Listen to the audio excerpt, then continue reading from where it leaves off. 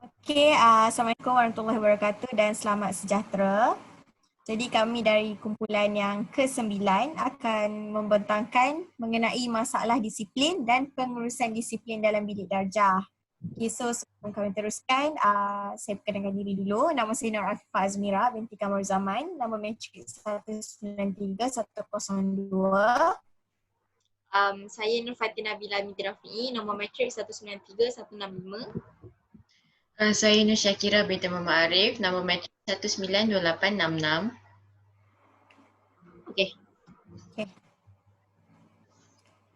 Okay, so saya akan mulakan dengan kita roughly dulu tengok apa maksud disiplin. Jadi maksud disiplin menerusi Kamus Dewan ialah kepatuhan, kesetiaan dan ketaatan kepada peraturan-peraturan yang ditetapkan.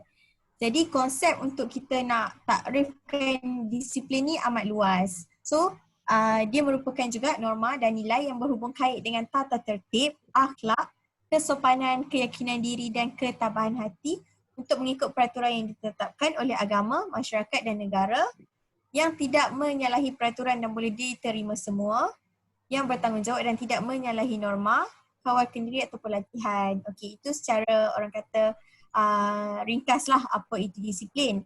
Jadi kita khusus kepada disiplin bilik darjah di mana disiplin bilik darjah ni dia melibatkan perlakuan pelajar yang tidak menyalahi peraturan atau norma sekolah dan sekiranya dilakukan sebaliknya, maksudnya tak ikut peraturan tu, maka berhak dihukum ataupun didenda. Okay, next Fatih.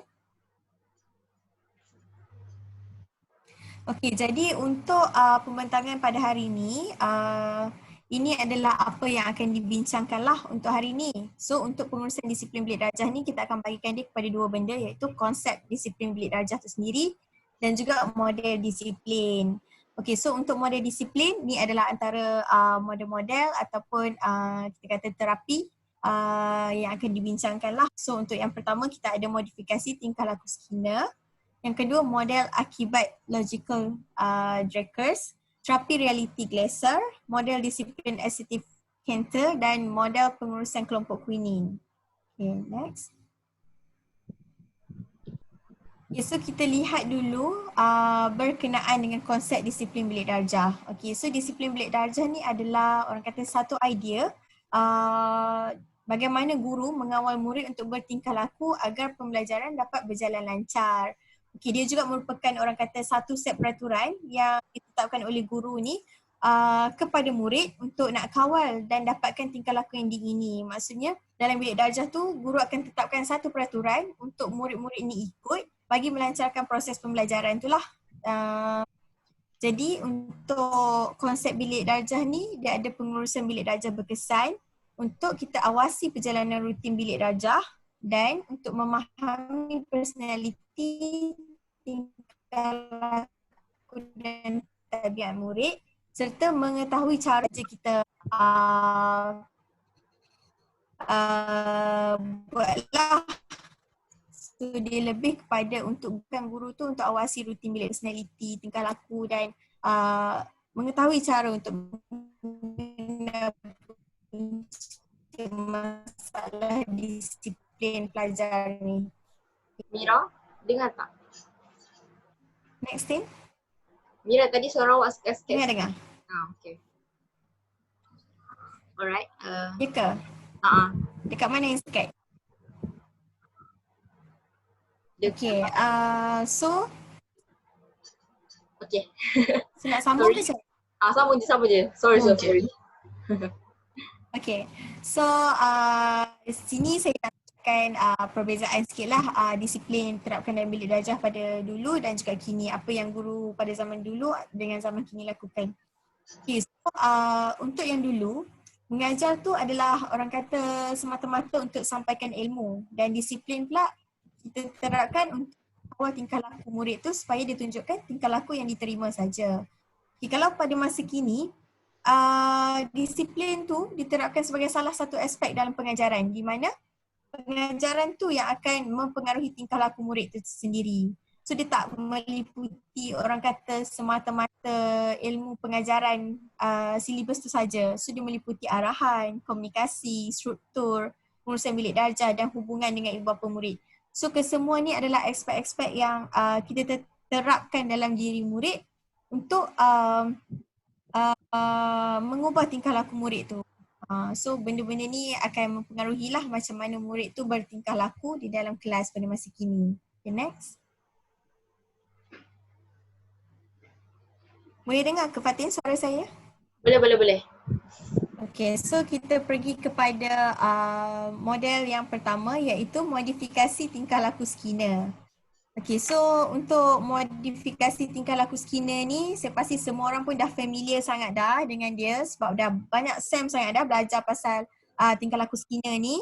Jadi saya tak nak orang kata huraikan panjang siapa dia apa semua. Okay, so saya akan terus pergi kepada explanation pasal teori ni lah ataupun model ni lah. Okay, next.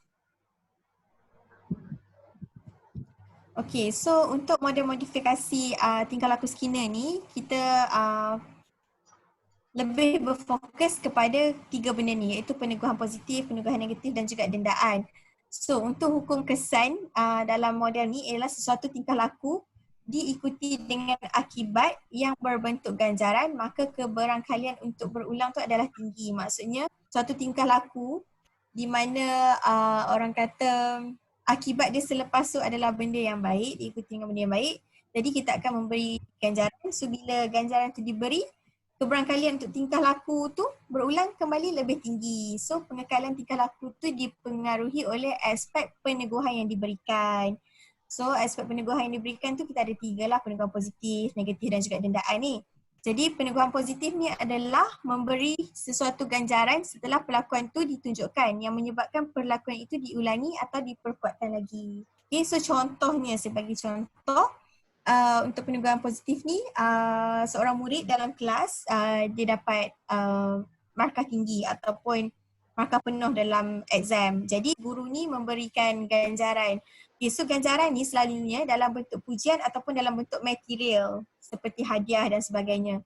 Jadi ganjaran ni bila diberikan, tingkah laku pada masa hadapan murid ni dia orang kata akan mengulangi lagi perbuatan itu. Contohnya dia akan bersungguh-sungguh untuk dapatkan markah tinggi lagi untuk mendapatkan ganjaran. Itu adalah peneguhan positif lah di mana kita bagi ganjaran untuk dia kekalkan tingkah laku dia yang positif tu ataupun tingkatkan lagi tingkah laku dia yang positif tu. Okey, seterusnya ialah peneguhan negatif. Okey, peneguhan negatif ni adalah satu rangsangan serta-merta yang tidak selesa atau menyakitkan yang diberikan selepas suatu tingkah laku ditunjukkan. Okey, contohnya di dalam kelas murid lewat menyiapkan kerja sekolah. Jadi bila murid lambat menyiapkan kerja sekolah, guru cakap lewat dapat keluar rehat. Misalnya. Jadi untuk tingkah laku pada masa depan, murid ni akan menyiapkan kerja dengan cepat supaya nak elak daripada keluar rehat lambat. Benda macam itulah. Itu adalah peneguhan negatif. Okey, kalau dendaan pula, dendaan ni satu proses ataupun tata cara untuk melemahkan atau mengurangkan berlakunya tingkah laku yang tidak diingini. Jadi dendaan ni pula beza dia dengan peneguhan positif ni, dendaan ni kita bagi serta-merta dekat situ. Contoh kalau dia buat salah dekat situ, dia pukul kawan atau apa, kita rotan dia. Itu terus dendaan. Okay, next. Okay, so ni perbezaan antara peneguhan positif dan juga peneguhan negatif. Untuk peneguhan positif ni ialah kita memperoleh sesuatu ataupun hasil yang menyenangkan dan menyeronokkan setelah suatu tingkah laku ditunjukkan. Macam contoh yang saya bagi tadi lah, dia dapat markah baik, jadi dia dapat hadiah. So benda tu menyeronokkan lah. Jadi tujuan dia adalah untuk kita nak meningkatkan atau kita nak kekalkan tingkah laku yang diingini. So contoh macam saya cakap tadi, diberi pujian, hadiah, penghargaan dan lain-lain. Okay, so untuk peneguhan negatif pula, bezanya dia merupakan satu keadaan apabila murid bertingkah laku wajar dan boleh diterima, dia tidak didenda. So tujuan dia adalah untuk kita nak elak tingkah laku yang tak diingini itulah. Contohnya siapkan kerja lambat dan sebagainya. Contoh tarik balik buku ataupun tadi bagi keluar rehat lambat, kunci di luar kelas. So itu adalah antara contoh-contohnya. Next. Next Okay, so ni adalah kebaikan dan juga kelemahan daripada model modifikasi tingkah laku Skinner ni. So untuk kebaikan dia, first sekali peneguhan ni senang digunakan. Okey, kita tengok dia sangat orang kata senang untuk diaplikasi oleh guru bila dalam kelas. Dan dia mendapat hasil yang pantas. Seterusnya, penggunaan strategi modifikasi tingkah laku ni mendesak guru untuk lebih peka tentang suasana bilik belajar. Okay, so bila model modifikasi tingkah laku ni diaplikasi, guru tu akan lebih peka lah dengan suasana bilik belajar. Maksudnya dia akan tahu pelajar mana yang berkelakuan baik, yang mana yang ada masalah disiplin dan sebagainya. So dari segi kelemahan pula, kesan daripada model modifikasi tingkah laku ni dia tidak kekal lama benda tu. Dia hanya pada suatu keadaan tu saja. So motif murid pula dia akan bertukar kepada mendapat ganjaran daripada unsur memperolehi pembelajaran. Sebab kita dah ajar dia bila dia buat benda baik dia akan diberi ganjaran. Jadi motif dia sekarang dah berubah. Dia lebih kepada untuk mengejar ganjaran tersebut daripada untuk belajar. So dia kurang berkesan juga kepada pelajar dewasa atau pelajar yang mempunyai masalah tingkah laku yang serius. So kita boleh tengok bagaimana orang kata model modifikasi tingkah laku ni diaplikasi, contoh dari segi peneguhan positif, negatif dan sebagainya. Jadi untuk pelajar dewasa, dia agak kurang berkesan sebab bila dah besar, kita tak kisah dah pasal ganjaran ke apa ke, kita dah tak peduli pasal benda tu. Okay? So untuk masalah disiplin yang lagi serius pun sama. Benda ni agak kurang berkesan sebab dia tak ada cara pencegahan daripada masalah disiplin tu berlaku. Dia hanya berfokus untuk nak bentuk tingkah laku seseorang murid tu. Okay, next. Okay, next kita move kepada model akibat logical Dreikurs. So ni macam kira satu benda baru lah yang akan kita belajar hari ni. Okay, so bila kita belajar benda baru, so kita akan tahu dulu background model akibat logical Dreikurs ni. So dia diperkenalkan oleh Rudolf Dreikurs yang mana dia dilahirkan di Vienna, Austria.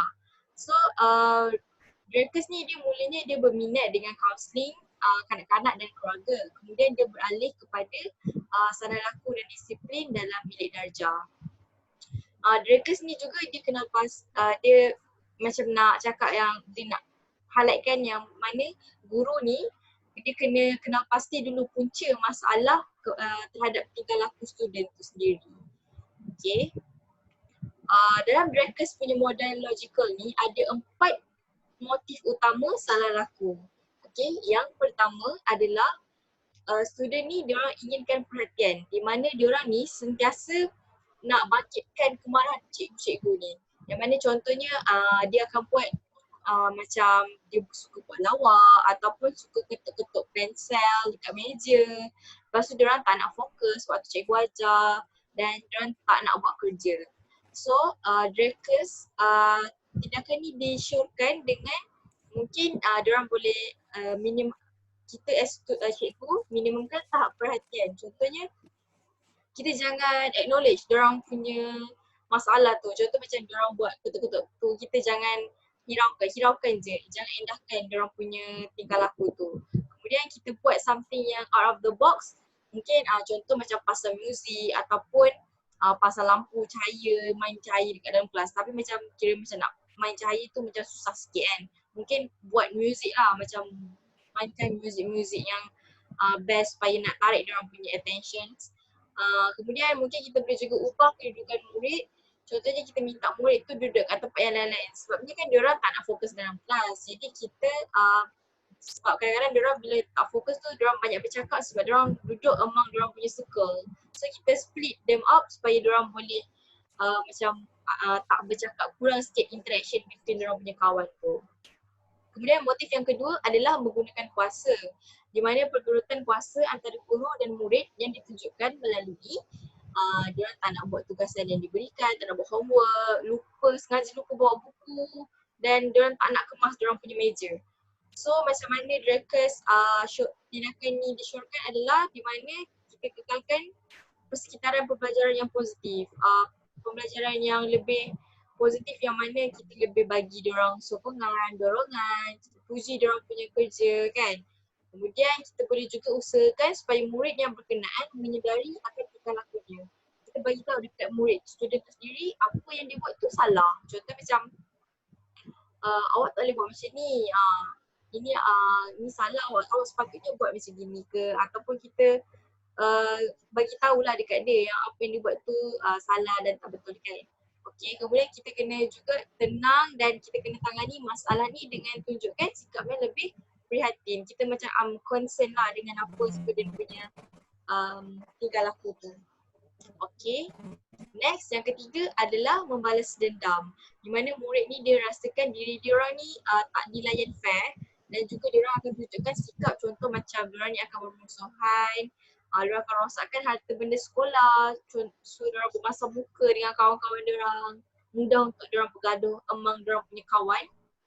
Okey, di mana kita boleh buat yang pertama adalah kekalkan juga persekitaran pembelajaran yang lebih kondusif. Keadaan sekeliling kelas tu sendiri kita kena kawal dia orang, macam keadaan kelas tu kelas kena bersih, mungkin kedudukan meja tu main peranan juga. Lepas tu kita alihkan fokus ke tempat yang lain. Maksudnya bila diorang dah bergaduh-gaduh tu kita jangan ambil diorang sebab takut nanti kadang makin lagi teruk kan. So kita tarik attract attention diorang ataupun leraikan diorang punya tu in a better way lah. Okay, kita beri juga kesedaran kepada murid akan tingkah lakunya, sama juga yang macam tadi kita acknowledgekan diorang punya perlakuan tu supaya diorang dapat buat refleksi diri lah dengan lebih better kan. So kita kena memang kena dalam situasi ni kita memang kena lebih tunjukkan sifat concern, sifat yang kita nak ambil tahu, yang kita care pasal student tu. Okay, motif yang keempat adalah memaparkan kekurangan. Tindakan terakhir apabila gagal mencapai motif yang lain ditunjukkan melalui yang pertama, diorang yang akan mengundurkan diri, asingkan diri diorang tak nak interact dengan diorang punya rakan-rakan dan juga diorang langsung tak nak contribute in class activities. So macam mana cikgu sepatutnya approach adalah mungkin kita boleh ubah sesuai kaedah mengajar kita. Mungkin approach kita dekat student tu tak okey, tak sesuai dengan diorang punya tu sehingga menyebabkan tingkah laku diorang ni diorang bertindak sedemikian kan.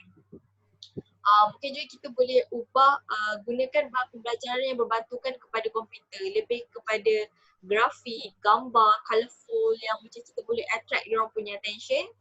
Kemudian kita kena ajar satu permainan dalam pada satu masa je. Jangan nak ajar banyak-banyak. Bila dah ajar satu topik tu, okay, that one topik je kita fokus. And then kita boleh juga sediakan sesi tutorial, sesi macam mengajar face to face, pupuk diorang punya, kira macam sebab diorang kan tended untuk macam jauhkan diri daripada student yang lain. So macam kita build up balik diorang punya self confidence, kita cakap dengan diorang face to face kan. So kita pupuk diorang punya keyakinan diri dan juga kita boleh bagi pengiktirafan dalam diorang punya pencapaian. Contoh diorang dapat result yang better ataupun diorang ada improvement sedikit. Macam mungkin before ni diorang tak bawa buku selalu. Lepas tu kita bila this one time kita nampak dia bawa buku, oh okay, baguslah awak hari ni awak bawa buku. So macam bila kita bagi pujian tu diorang macam lagi semangat. Alright. Okay, so cara Dreykus menangani murid yang mempunyai motif yang salah. Yang pertama adalah kita kena kenal pasti dulu motif murid tu macam mana. Kan ada 4 motif utama, so kita kenal pasti dulu mana motif yang dia ada kan. Kemudian kita kena bantu murid untuk lebih memahami motif yang ditunjukkan. Kemudian kita bantu murid tukar matlamat salah kepada matlamat yang sebenar. Contoh kita dah tahu problem dia yang tu satu masalah tu, so kita try untuk bagi diorang dorongan supaya macam okay, awak tak boleh buat macam gini ke, ataupun bagi pendekatan sedikit kan. Kemudian kita bimbing diorang untuk bertanggungjawab di atas apa yang diorang ditetapkan. Kan diorang kira bila kita dah bimbing tu kita nampak yang macam okay, dia nak macam gini, so kita guide dia untuk macam tu dan kita suruh diorang responsible lah atas apa yang diorang nak. Kemudian kita juga boleh bantu murid melihat akibat di sebalik tingkah lakunya. Bila kita dah discuss dengan dia tu, kita dapat bagi tahulah okay, kenapa awak jadi macam ni. Mungkin dia ada masalah tak boleh fokus dalam kelas, sebab apa, sebab mengantuk. Okay, kenapa dia mengantuk. So benda macam tu kita dapat tahu, kita dapat kaji in details dengan student sendiri. Okay, kemudian kita nak tengok pula kekuatan dan kelemahan model akibat logical Dreykus ni. Yang pertama, kekuatannya adalah dia dapat pupuk sikap autonomi dalam diri di mana murid dia akan lebih bertanggungjawab dengan tindakan dan pilihan diorang, sebab diorang yang pilih benda tu dan diorang pilih benda tu sendiri, so diorang akan bertanggungjawab dengan diri diorang sendiri. Kemudian kita dapat wujudkan persekitaran yang lebih kondusif dengan ada interaction between open interaction between cikgu dan juga students. Okay, kelemahan dia adalah dia sukar untuk guru memahami motif murid tu sendiri sebab dia kan tingkah laku kan, so macam kadang-kadang kita tak dapat nampak tingkah laku tu, kenapa di sebalik tingkah laku tu apa motif sebenar dia sebenarnya. Sorry. Kemudian dia kita agak sukar untuk mengenal pasti akibat logikal dan setimpal dengan salah laku tu sendiri. Okay. Next, kita akan move kepada terapi reality glaser. So saya rasa mungkin everyone dah well aware dengan reality kan, sebab dia macam dia lebih kurang sama, tapi yang untuk macam counselling dia ada counselling, tapi kalau William Glaser ni dia more on pendidikan sendiri. Apa approach Glaser dalam membantu untuk student tu, kita bantu student tu lah dalam Glaser ni. Okay, yang pertama adalah terapi reality Glaser ni dia kemukakan di mana tingkah laku manusia tu adalah based on motivasi dalam mind, iaitu intrinsik kan, bukan ekstrinsik. Okay, kemudian asas dia adalah di mana setiap apa yang tingkah laku ditunjukkan tu adalah berdasarkan pilihan mereka sendiri kan. Kenapa student buat macam tu, itu diorang punya pilihan sendiri. So terapi reality Glaser ni ada 3 prinsip dia. Yang pertama adalah individu tu diorang akan bertanggungjawab dengan tingkah laku yang diorang lakukan. Yang kedua adalah individu ni dia mampu untuk berubah dan hidup dengan lebih better sekiranya diorang ni ada sokongan dan juga bimbingan daripada orang sekeliling. Dan yang ketiga adalah individu ni diorang bertingkah laku mengikut cara tertentu agar dapat membentuk persekitaran mengikut kehendak masing-masing. Diorang dapat buat something based on diorang punya choices sendiri. Okay, ni adalah 4 basic psikologi asas dalam terapi reality Glaser ni, adalah di mana 4 keperluan adalah yang pertama, keinginan untuk dipunyai, kemudian adalah keinginan untuk kuasa, iaitu power kan. Okay, yang ketiga adalah keinginan untuk bebas, iaitu freedom, dan juga keinginan untuk bersukaria, dan ini adalah fun. So Okay, so ini adalah benda yang paling penting dalam terapi reality Glaser ni, di mana ini adalah pelan pengurusan bilik darjah Glaser. Kira ini adalah salah satu approach Glaser lah. Dia ada 10 langkah utama.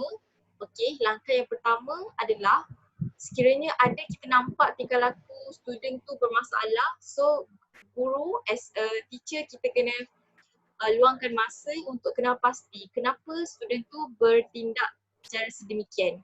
Okey, kemudian langkah yang kedua adalah kita buat pertimbangan sama ada tingkah laku yang ditunjukkan oleh student tu pernah tak berlaku dalam before ni, pernah tak ada case student yang buat macam tu juga. Okey, so bila kita dah dapat tahu, langkah ketiga adalah kita cegah dengan 2 cara, iaitu yang pertama kita berikan latihan yang lebih menarik dan relevan. Contoh mungkin macam student tu dia susah nak hadap wordy punya perkataan, so mungkin kita dapat bagi dia latihan yang lebih singkat ataupun mind map. Kita ajar dia bagi mind map, tunjuk yang macam apa orang panggil yang mind map sekarang ni, bubble, kita belajar dulu tu kan. Kemudian kita bina hubungan yang lebih positif dengan murid, sebab hubungan positif tu dapat membantu murid tu juga dari segi tingkah laku yang untuk mencapai tingkah laku yang lebih better kan. Okey, langkah keempat adalah guru mempertingkatkan cara penyoalan. Mungkin kadang-kadang pendekatan kita kepada murid tu tak sesuai, ataupun cara kita bertanya dan bersoal kepada murid tu agak tidak sesuai kepada murid tu. Jadi mungkin kita boleh ubah cara kita bertanya kepada murid tu. Okay, langkah yang kelima adalah sekiranya benda ni berlanjutan, so guru ni dia hendaklah mengadakan sesi perbincangan dengan murid tersebut. Macam face to face discussion lah, macam bincang, okay, kenapa awak kenapa awak tidur dekat dalam kelas, macam bertanya depan-depan, kita panggil dia. Okay, langkah yang keenam adalah murid dikehendaki membentuk satu plan yang mengandungi tindakan positif dengan bantuan guru. Kan tadi kita dah panggil dia dalam group, dalam discussion tu. So bila kita panggil dia dalam tu, kita macam guide dia. Okay, apa yang awak nak, apa yang awak nak capai, apapun kenapa awak bertindak sedemikian, dan kita macam tanya dia. So kita bagi dia satu macam orang kata plan lah kan, new plan. So langkah ketujuh, sekiranya benda tu still tak berkesan, so murid tu hendaklah diasingkan dengan time out dalam bilik darjah. So kita asingkan dia daripada kelompok kawan-kawan dia. Kita tarik dia keluar. Okay. Yang ke-8 adalah macam mana time out tu berlaku adalah macam kita hantar student yang, yelah sebab kita dia problem kan, problem student, so kita hantar dia ke kawasan satu lokasi yang selesa, mungkin macam bilik pemulihan ke ataupun satu bilik yang dia tak mengacam orang lain, dan juga tapi kita still boleh selia dia, tapi kita still boleh tanya dia, kita boleh still macam control lah, kita tengok dia punya tingkah laku dia tu bergerak macam mana. Okay, bagi yang murid yang mungkin dia dah luar kawalan, so sukar untuk kita bantu dia, guru hendaklah hubungi, call parents dan untuk berpindah sekolah. Ni macam kira pendekatan Glaser sendiri lah. Dia kata macam mungkin student tu dah sukar sangat untuk dia buat. So dia ada influence buruk dekat dalam kelas tu ataupun dekat dalam kawasan sekolah tu. So Glaser berpendapat bahawa macam bila kita call parents ni, kita suruh macam consult parent ni macam okay, maybe it's better untuk pindahkan sekolah supaya dia tak lagi berkawan dengan kelompok yang sebegini ke, macam tu lah. So okay, yang langkah ke-10 adalah jika masih serius, rujuk murid kepada pihak yang berkuasa agar dapat bantuan secara yang lebih profesional lah. Mungkin sebab kita as cikgu ada limit kan nak membantu tu macam mana, tak mungkin tak profesional. Mungkin ada student ni dia ada masalah yang macam depression ke ataupun mungkin lagi teruk, anxiety dia mungkin lagi teruk, so macam kita rujuk this problem student kepada pihak yang lebih profesional. Alright, so ini adalah kekuatan dan kelemahan terapi reality Glaser. Mana kekuatan dia adalah dia beri penekanan kepada disiplin kendiri tu. So kita dapat tengok macam mana student tu cara dia bawa diri dia berbanding dengan kita tak bagi hukuman lah. Okay, kemudian pelan pengurusan bilik darjah Glaser yang lebih sistematik. So dengan adanya pelan pengurusan bilik darjah tu, dia nampak lebih sistematik. Kita dapat nampak langkah dia kan, ada 10 langkah. Kemudian dia dapat menitik beratkan secara positif between student dan juga teacher tu sendiri. So kelemahan dia adalah timbul kekeliruan akibat nama yang diubah, di mana waktu tahun 1970-an nama sebenar terapi ni ada teori kawalan. Kemudian pada dia tukar kepada teori pilihan, iaitu choice theory.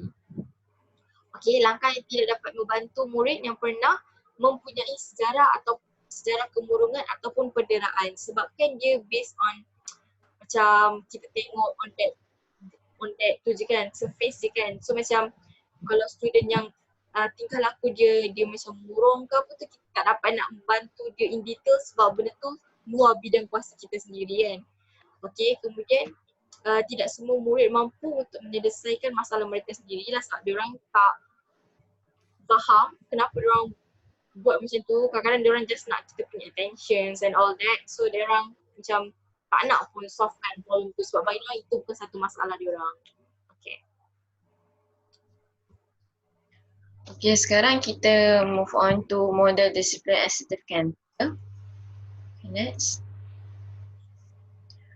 Okay, so model ni dipelopori oleh Lee Cantor dan Marlene Cantor, iaitu isteri kepada Lee Cantor. Dan model menggunakan pendekatan pengurusan teacher-centered classroom. So bila kita kata teacher-centered classroom ni, cikgu lah lebih menguasai dalam kelas tu. Dan matlamat utama teori ni adalah berkepentingan untuk pematuhan pelajar dalam bilik darjah. So, maksudnya pelajar tu mesti ikut peraturan yang ada dalam bilik darjah. So dalam teori ni saya akan terangkan 11 kata kunci teori disiplin asertif, 3 jenis pendekatan guru berdasarkan teori disiplin asertif, kelebihan dan kekurangan, dan teori ni berkait rapat dengan teori tingkah laku dalam pembelajaran, which is teori yang Mira dah terangkan tadi, iaitu teori behaviorism daripada Skinner tentang penugahan positif, penugahan negatif dan sebagainya. Okay, next. Okay, 11 kata kunci teori disiplin asertif. So 11 kata kunci ni maksudnya kita boleh ingat apa yang ada dalam teori asertif melalui kata kunci ni. Yang pertama sekali, hak pelajar untuk belajar tanpa gangguan. So pelajar ada hak untuk belajar tanpa gangguan. Dan seterusnya, hak guru untuk mengajar dalam persekitaran yang tenang. Maksudnya guru berhaklah untuk mengajar dalam persekitaran yang tenang tanpa gangguan daripada persekitaran ataupun gangguan-gangguan yang lain. Seterusnya, dalam teori ni guru dapat mengawal persekitaran kelas. Sebab itu teori ni dinamakan teori disiplin asertif, di mana cikgu tu dia ada sifat asertif, iaitu dia boleh kawal pembelajaran dalam kelas tu dengan tegas, tapi dalam masa sama tak terlampau tegas, maksudnya tengah-tengah. Itulah. So dalam teori ni ada penetapan peraturan dalam kelas. So maksudnya dalam teori mesti ada peraturan dan pelajar tu perlu ikut peraturan yang dah ditetapkan. Seterusnya, peneguhan positif. Macam kita belajar masa kelas before ni ataupun masa yang Mira terangkan tadi, iaitu peneguhan positif bila cikgu ni dia bagi ganjaran kepada pelajar bila pelajar tu buat tingkah laku yang baik ataupun dapat prestasi akademik yang baik. Seterusnya, pengulangan positif, di mana kita buat balik peneguhan positif tu, di mana bila pelajar tu buat benda yang baik berulang kali, kita bagi lagi pujian supaya dia dapat motivasi lebih banyak untuk buat lakukan benda yang lebih baik. Okay, seterusnya. Okay. Tegas dan tetap dalam mengikuti peraturan yang disediakan. Macam saya cakap tadi, dalam teori ni memang menitik beratkan peraturan ataupun pematuhan peraturan oleh pelajar. So, apa-apa peraturan mesti ditetapkan oleh pelajar. Seterusnya, tingkah laku perlu diajar melalui pemodelan dan arahan secara terus atau langsung. So, di sini cikgu akan bagi macam model lah kepada pelajar so that pelajar boleh dapat tingkah laku yang baik tu. Pelajar boleh diajar dan bertindak balas dengan baik terhadap pendekatan asertif. Macam kita tahu pendekatan asertif ni dia baguslah sebab kita nak kata dia tegas sangat tak, nak kata tak tegas sangat tak juga. Maksud tengah-tengah di mana pendekatan ni lebih kepada macamlah tengah-tengah lah katakan. So seterusnya proaktif disiplin lebih bagus daripada reaktif disiplin. Apa itu proaktif disiplin? Proaktif disiplin ni dia ada plan atau strategi yang dibuat untuk elakkan tingkah laku yang tak baik. Reaktif disiplin pula maksudnya dia tak ada plan. Dia tak ada apa-apa plan untuk dia counter attack tingkah laku yang tak elok tu. Dan seterusnya, guru perlu membina perhubungan yang baik dengan pelajar. Okey, dalam teori ni perhubungan antara guru dan pelajar sangat penting untuk pelajar dia buat tingkah laku yang baik. Okay, seterusnya. Okey, dalam teori ni ada 3 jenis guru. Iaitu yang pertama, agresif, asertif dan tak asertif. Okey, guru yang agresif menurut teori ni, dia dikatakan lebih bersifat autokratik dan tidak bertolak ansur serta arahan yang sangat tegas. Dan ekspresi muka yang sentiasa tegas dan serius. Maksudnya kalau guru yang agresif ni, pelajar akan lebih macam takut sebab dia terlampau tegas dan agresif. Tak bertolak ansur dengan pelajar nak cakap apa pun takut bila contohnya macam pelajar nak tanya soalan tapi tak berani. Sebab dia takut cikgu tu marah dia sebab tak tahu. Tu contoh cikgu yang agresif. Kalau cikgu yang asertif ni, dia mengambil berat dan berlaku adil kepada semua murid dan memberikan pengiktirafan kepada murid untuk menggalakkan tingkah laku yang diingini. Maksudnya guru asertif ni macam guru contohlah untuk teori ni. Sebab teori ni cakap pasal asertif kan. So, guru asertif ni macam kita kata baguslah. Dan seterusnya, guru yang tak asertif iaitu berlawanan kepada teori ni, dia menggunakan pendekatan yang lebih pasif dan tak konsisten. Maksudnya student tu confused dengan cikgu ni, dia nak apa sebenarnya. Dia membenarkan sesuatu tingkah laku tapi pada masa yang sama memarahi murid tersebut. So murid jadi confused dengan apa yang dia nak. Cikgu ni suruh buat benda ni, tiba-tiba dia marah pelajar ni buat benda ni. So student jadi confused. Okay, seterusnya. Okey, kelebihan dan kekurangan untuk teori ni, kelebihannya mewujudkan persekitaran belajar yang positif. Seterusnya, kurang masalah tingkah laku antara pelajar sebab pelajar dah ada guideline ataupun apa benda yang dia perlu ikut daripada peraturan yang telah ditetapkan oleh cikgu. Dan ketiga, pelajar mempunyai panduan untuk bertingkah laku dalam kelas. Okey, macam kita cakap tadi, memang ada peraturan so that pelajar memang ada guideline untuk bertingkah laku dalam kelas. Okey, kekurangan dalam teori ni pula, perbezaan dengan pelan antara pelajar special need sering diketepikan. Maksudnya pelajar yang dalam kategori special need ni, dia sering diketepikan oleh teori ni sebab ada cikgu tu ada plan. Tapi mungkin plan tu tak sesuai untuk pelajar special need. So kadang-kadang pelajar yang special need ni sering diketepikan dalam teori ni. Okey, kekurangannya yang seterusnya, punca salah laku sering diabaikan oleh guru yang tegas. Dan akhir sekali, pelajar menjadi lebih pasif dalam bertingkah laku dalam membincangkan peraturan. Kita cakap dalam teori ni, cikgu macam lebih ada kuasa untuk tetapkan peraturan. So, boleh jadi pelajar tu akan jadi lebih pasif dalam untuk membincangkan peraturan. Okay. Next. Okay, sekarang kita akan bincangkan mengenai model pengurusan kelompok Queening. Next. Okay, model pengurusan kelompok Queening. Pelopor kepada teori ini merupakan ahli teori dalam pengurusan bilik darjah iaitu Jacob Queening.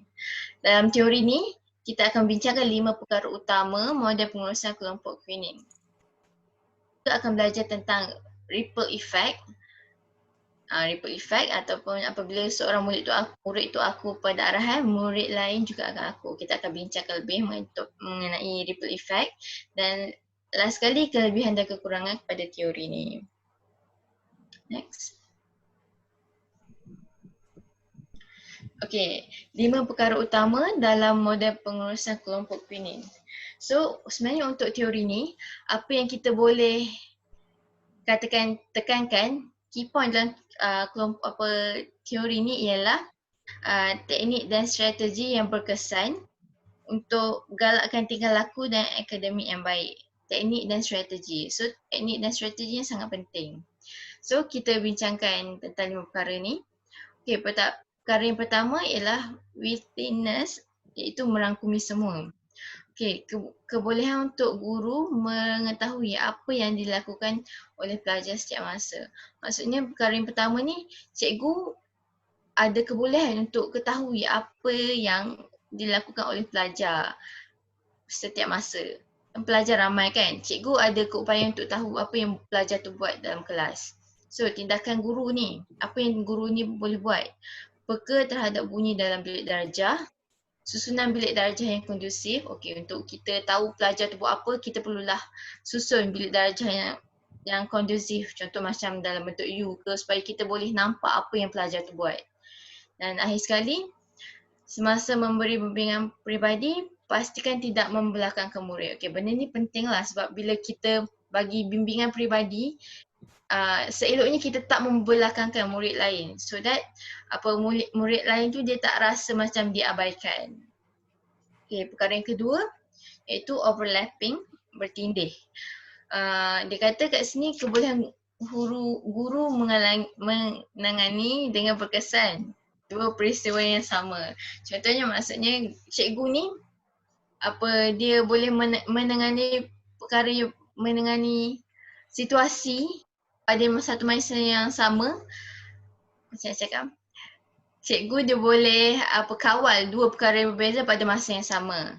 Maksudnya guru ni, jika guru menumpukan satu perhatian kepada satu kumpulan, dia juga boleh bagi perhatian kepada apa yang berlaku sekeliling. Maksudnya multitasking lah.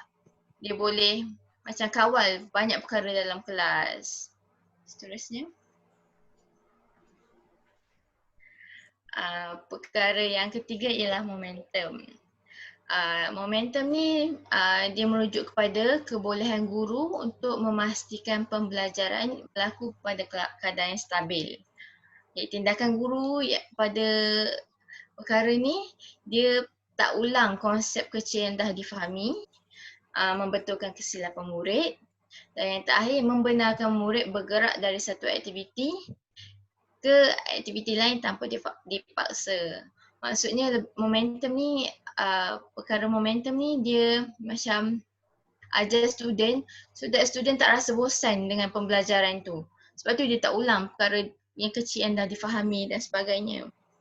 Okey, perkara yang keempat ialah smoothness ataupun kelancaran. Dalam ni dia cakap kebolehan guru untuk membuat peralihan licin antara dua aktiviti pembelajaran. Dan tindakan guru ialah membantu murid yang menghadapi masalah, tak mengganggu murid yang membuat kerja, dan akhir sekali melakukan perancangan awal. So that untuk kita pastikan kita punya kelas ni berjalan dengan lancar, smooth, kita perlulah ada perancangan awal. So bila apa-apa yang berlaku kita ada plan dan kita dapat counter attack masalah yang berlaku dalam kelas kita. Dan akhir sekali ialah group focus, perkara yang terakhir. Kebolehan guru untuk mengekalkan penglibatan aktif dan mewujudkan minat mereka. So, cikgu ni perlu ada kebolehan untuk membuat penglibatan aktif so that pelajar ni boleh berinteraksi dengan aktif dengan guru dan dia dapat mewujudkan minat mereka dalam belajar. Tindakan guru dalam group fokus ni mengemukakan soalan setelah pastikan semua murid memberi tumpuan dan meminta seluruh kelas menjawab soalan bersama-sama. So ini merupakan salah satu cara untuk kita buat pelajar ni aktif dalam kelas. Tanya soalan kat student, student jawab. Kita minta satu kelas jawab soalan dan diorang akan jawab. Di mana diorang akan meningkatkan penglibatan aktif dalam kelas. Seterusnya. Okay, ripple effect. Ripple effect macam kita cakap tadi, ripple effect ni sebenarnya gelombang. Gelombang di mana apabila satu gelombang terkena, gelombang lain pun akan terkena. Kalau dalam contoh pembelajaran ni kita boleh cakap kalau seorang pelajar ni ditegur oleh guru, seorang pelajar-pelajar lain pun akan macam terkesan. Dia akan ikut juga apa teguran yang cikgu bagi tu. Kat sini dia cakap teguran seorang guru memberi kesan kepada pelajar yang melakukan kesalahan serta pelajar yang lain. Kesan ini dipanggil kesan gelombang. Macam saya cakap tadi, macam gelombang. Contoh dia macam gelombang. Kesan ni ada 3 ciri. Di mana jelas, tegas dan serius. Maksudnya cikgu ni perlu ada 3 ciri ni untuk kesan ripple effect ni berlaku. So maksudnya cikgu ni perlulah jelas. Bila nak cakap, nak bagi arahan, kena jelas, kena tegas dan kena serius supaya pelajar tu tak mempermainkan cikgu tu ataupun tak ambil endah tak endah tentang arahan yang cikgu tu bagi. Okey, seterusnya. Okey, kelebihan dan kekurangan teori Queening. Okey, kelebihan yang pertama ialah fokus kepada pengurusan kelompok dalam mewujudkan suasana bilik darjah dan persekitaran pembelajaran yang kondusif. Macam kita bincang tadi, teori ni lebih kepada strategi dan pelan untuk meningkatkan tingkah laku pelajar yang baik.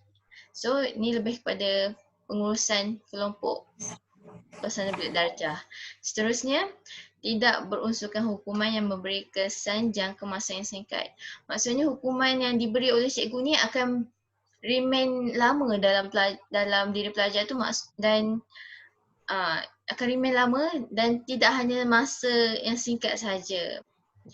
Dan seterusnya menitik beratkan variasi dari segi strategi dan teknik untuk meningkatkan minat pelajar. So dalam teori ni cikgu perlulah ada banyak idea, banyak pendekatan yang digunakan supaya pelajar ni tak bosan dan meningkatkan minat pelajar kepada pembelajaran. Okay, seterusnya kekurangan untuk teori ni tak mementingkan atribut guru seperti sabar, prihatin dan beramah mesra. Teori ni dia tak kisah cikgu ni nak seorang peramah ke, seorang yang prihatin ke, sabar ke, dia lebih mementingkan pendekatan. So tu kekurangan lah bagi teori ni. Seterusnya mencabar bagi guru yang perlu beri perhatian kepada 2 ataupun lebih kelompok yang sama. Macam kita macam dalam 5 perkara tadi, cikgu perlu bagi perhatian kepada 2 ataupun lebih kelompok. Benda tu sebenarnya susah untuk kita buat sebab kita manusia biasa kan. So kita hanya boleh fokus untuk satu. Dalam teori ni dia suruh elok-elok fokus kepada semua yang ada dalam kelas. Dan akhir sekali, sukar untuk guru mengawal pergerakan murid dengan rapi. Iaitu bila student ramai, so agak sukar untuk guru dia kawal pergerakan murid. Okay, itu je. Okay, so kita dah habis pembentangan kita pada hari ini. Jadi sebelum kita tamatkan, kita recall sikit lah apa yang kita dah discuss untuk hari ini. So untuk hari ini kita dah bincang pasal pengurusan disiplin bilik darjah di mana dia terbahagi pada 2 iaitu konsep disiplin untuk bilik darjah dan juga model disiplin. Di mana model disiplin ni pula terbahagi kepada 5 model. Yang pertama ialah model modifikasi tingkah laku Skinner. Kemudian kita ada model akibat logical Dreckers. Kemudian kita ada terapi reality Glasser. Kita ada juga disiplin assertive Cantor dan juga pengurusan kelompok Quinin. So untuk dalam setiap model tu ada tadi ditekankan beberapa perkara lah. So untuk yang pertama untuk modifikasi tingkah laku Skinner, kita tekankan mengenai peneguhan positif, peneguhan negatif dan juga dendaan di mana ia merupakan satu teknik untuk kita nak tukarkan tingkah laku positif kepada tingkah laku negatif kepada tingkah laku positif. So untuk yang kedua kita bincang pasal model akibat logical Dreckers di mana Fatin ada cakap tadi benda yang penting perlu kita tekankan kat situ ialah mengenai 4 motif utama tu kan. 4 motif utama salah laku tu which is kita ada inginkan perhatian, kita ada menggunakan kuasa, membalas dendam dan merapatkan apa satu lagi Fatin? Saya pun Kekurangan. Kekurangan. Ya, yang tu. Okay. So kemudian untuk reality Glasser kita ada pasal 10 langkah urusan tu. So nanti reverse balik Okay. Seterusnya kita ada assertive Cantor tu mengenai 11 kata kunci teori disiplin assertif dan juga 3 jenis guru. Okay, so yang last kali kelompok Quinin kita bincangkan pasal 5 perkara iaitu witness, overlapping, and then momentum, smoothness dan juga group focus. Okay, so tu apa yang kita dah bentangkan pada hari ini. Jadi secara kesimpulan dia untuk tajuk ni, so kepentingan dalam memahami tingkah laku yang ditunjukkan oleh murid terutama mereka yang bermasalah. And then pengurusan disiplin dalam bilik darjah ni harus difahami dengan sebaiknya. Sebagai seorang guru, perlulah orang kata macam memberi penekanan lah berkaitan dengan pengurusan dalam bilik darjah ni sebab benda ni sangat memainkan peranan dalam membentuk tingkah laku seseorang murid tu. Okay, so tu saja. Terima kasih. Terima kasih. Terima kasih semua. Macam nak